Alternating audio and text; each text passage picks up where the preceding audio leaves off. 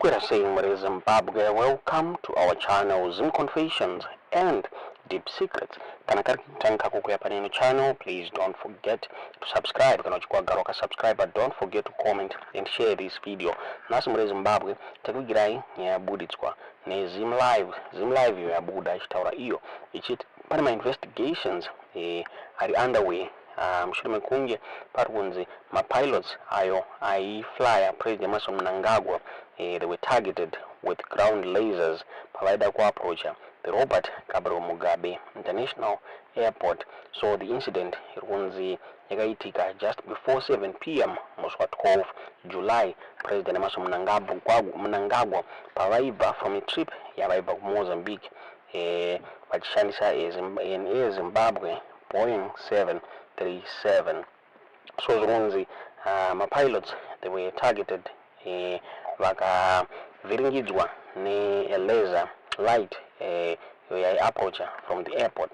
So kutakuwa trukuita zunzi this incident treatwa very seriously zunzi pani multi agents probe ya involve the Civil Aviation Authority of Zimbabwe, the Air Force of Zimbabwe, the police, the intelligence services yakalaunchwa kuti paonekwe ndiani akakonzeresa izvi uyezve what was his intention.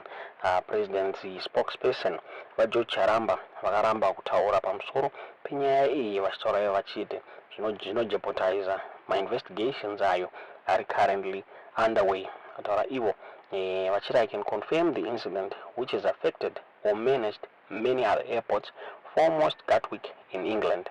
The misdemeanor has to be nipped in the bud. Buddha.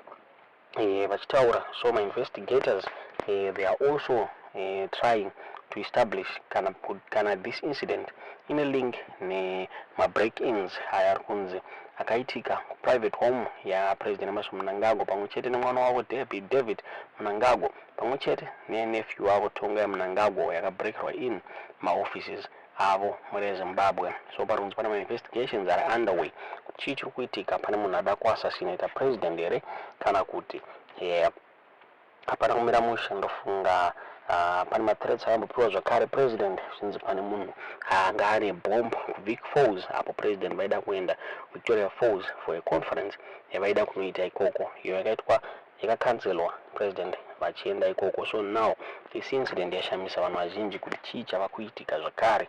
So this laser strike inenge targeted kuti blind the pilot leading to a plane crash iyo yaonekwa ichiuraya president. Singaziye kuti who is planning this. Joe Charamba ataura yachiti hapana kumira mushe, pana investigations are serious ari kuitwa. So Zim Live yakabuditsa nyaya iyi vachitaura vachiti a multi-agents investigation is underway after pilots flying President Emmerson Mnangagwa were allegedly targeted with ground lasers on approach to the Robert Mugabe International Airport. Zim Live can reveal that the incident reportedly happened just before 7 p.m. of July 12 as the president returned from a trip to Mozambique aboard an Air Zimbabwe Boeing 737, and the pilots reported being blinded by laser-like lights during approach to the airport, sources said.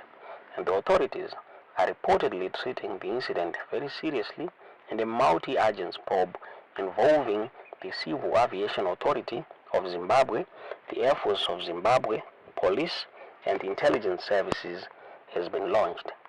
The president's spokesperson Joe Charamba declined to discuss the exact nature of the identified threat, saying doing so would jeopardize investigations currently underway. I can confirm the incident, which has affected or menaced many other airports, foremost Gatwick in England. The misdemeanor has to be nipped in the bud, he said, and the investigators will also be seeking to establish if there is a link to recent unsolved break-ins at the private homes of the president, his son David, and other offices of his nephew Tonga Mnangagwa, during which nothing of value was taken. Shining a laser at airplanes landing or taking off, known as a laser strike, is a widespread in Europe and the United States, but there are no previously disclosed incidents in Zimbabwe. High-powered lasers can interfere with pilots, distracting, disorienting, or even temporarily blinding them during critical phases of flight. And the United States Federation Aviation Administration, FAA, in a report released in January this year, said the highest numbers of laser strikes occur at low altitudes and at night when pilots are busy with takeoff or landing procedures. There were 9,652 laser incidents which occurred below 10,000 feet in 2023, the FAA said.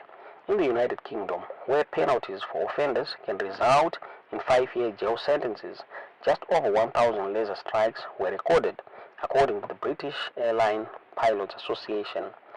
There are no non-airplane crashes caused by laser strikes, but they tend to have medical consequences for pilots who are required to safety and health reasons to take an evaluation and go on medical leave after such incidents. Mnangagwa is in his second term and final 5-year term as president, but his loyalists want him to stay on at least until 2030, which legal experts say would be unconstitutional. He maintains that he will retire when his term ends in 2028, but not many are convinced, pointing to his reluctance to kill the growing lobby among his supporters. The uncertainty in this is reportedly causing consternation in ZANU-PF, especially among supporters of his deputy, Constantino Chiwenga, seems as his likely successor. Those are Buddha Chitauro ne Zim Live muri Zimbabwe vachitaura ivo vachete ma-incidents akaita seiyaya anakumira mushe. They've been reported in various countries, and mamwe acho aitokonzera ma-plane crash. Tisingazive kuti this incident was it targeted, was it targeting President Emmerson Mnangagwa? Was this an assassination plot kana kuti ndofunga zvinomira mushe mazuva apuraya pane ma-breakings ari kuitwa kumba kwevana, angachiitwa kumba kwemwana wa Mnangagwa pamwe chete neimba yake Mnangagwa. Tisingazive kuti what is going on. Is there a war mu ZANU-PF?